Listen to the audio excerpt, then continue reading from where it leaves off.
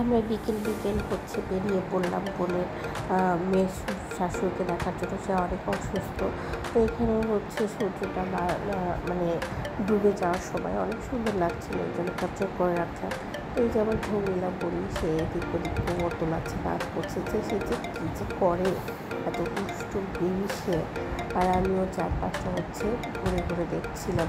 Hello everyone, আসসালামু আলাইকুম, সবাইকে আবারও স্বাগতম। তারপর হচ্ছে রঙিলা বুড়ি নাচ করছিল, আমাদের হচ্ছে তেঁতুল গাছে দিচ্ছে। এই তেঁতুল গাছের একটু ভূত আছে, জানি না ভূত বলতে কিছু আছে কিনা।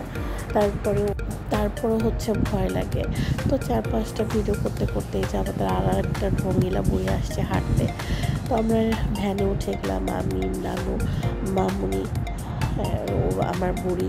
ভ্যানে উঠলাম, কারণ আমরা সিএনজি পাই নাই, গ্রাম অঞ্চলে তো রিক্সা পাওয়া যায় না। তো ভ্যানে যেতে হলো বাজারে গিয়ে একটা সিএনজি নিয়ে হচ্ছে আমরা মানে এখানে ঢুকে হয়েছিলাম।